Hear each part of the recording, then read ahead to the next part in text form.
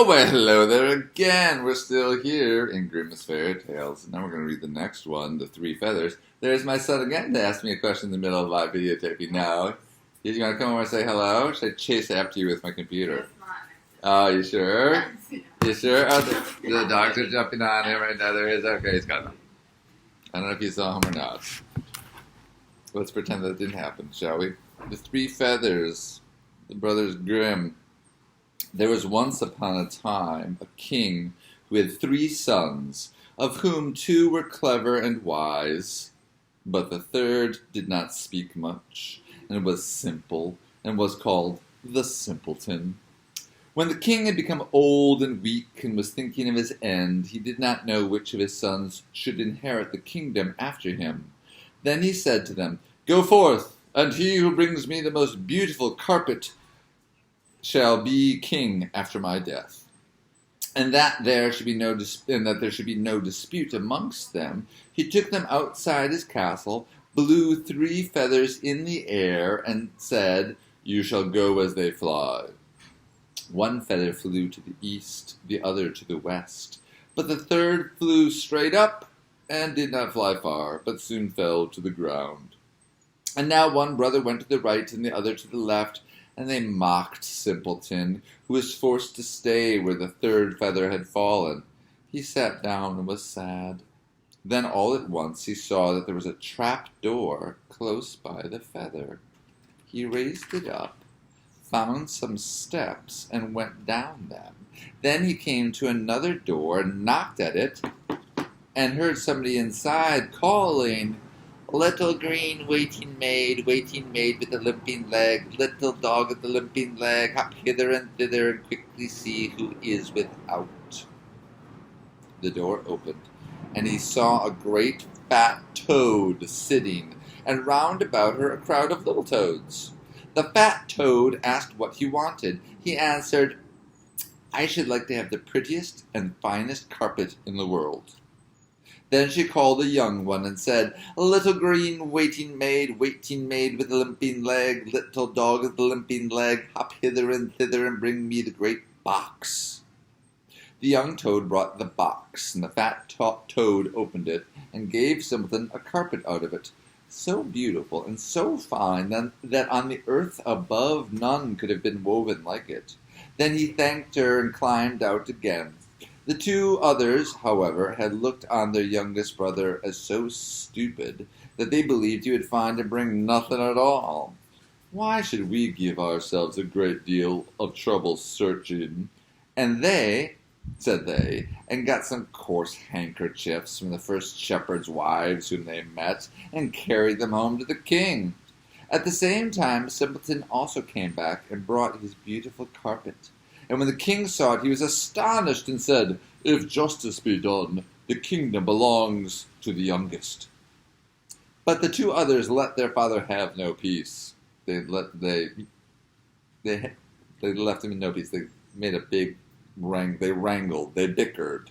The 2 others let their father have no peace, and said that it was impossible that Simpleton, who in everything lacked understanding, should be king, and entreated him to make a new agreement with them. Begged him, entreated him, "Oh, please," to make a new agreement with them. Then the father said, "He who brings me the most beautiful ring shall inherit the kingdom," and let the 3 brothers out, and blew into the air the 3 feathers, which they were to follow. Those of the 2 eldest again went east and west, and Simpleton's feather flew straight up and fell down near the door into the earth. Then he went down again to the fat toad, and told her that he wanted the most beautiful ring. She at once ordered her big box to be brought, and gave him a ring out of it, which sparkled with jewels, and was so beautiful that no goldsmith on earth would have been able to make it.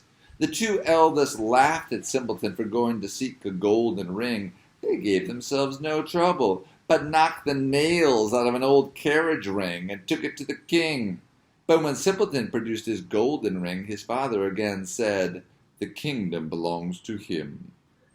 The two eldest did not cease from tormenting the king until he made a third condition, and declared that the one who brought the most beautiful woman home should have the kingdom.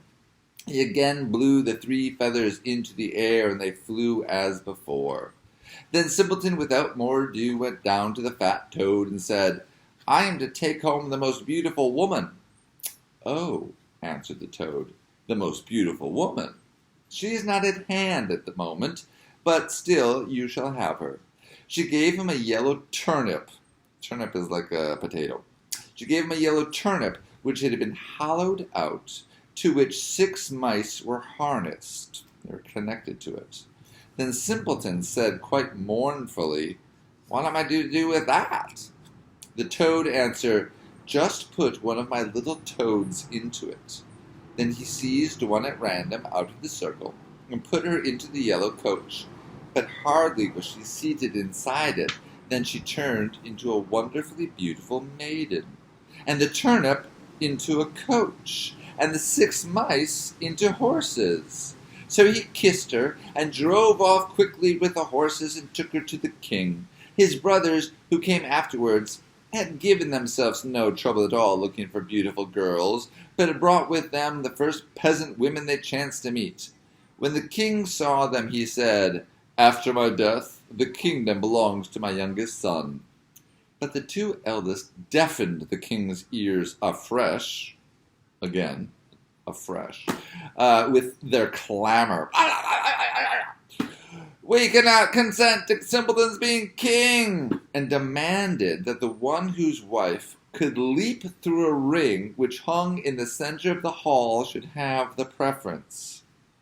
Classic choosing who is the king, whose wife can jump through a ring. Where were we? And demanded that the one whose wife could leap through a ring which hung in the center of the hall should have the preference. They thought, "The peasant women can do that easily. They are strong enough. But the delicate maiden will jump herself to death." Wahahaha. The aged king agreed likewise to this.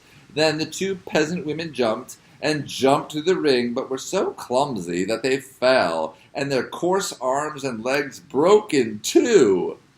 And then the pretty maiden, whom Simpleton had brought with him, sprang through as lightly as a deer, or as lightly as a toad, and all opposition had to cease, had to come to an end. So he received the crown, and has ruled wisely for a length of time. The end. Oh, Simpleton. Oh, Simpleton.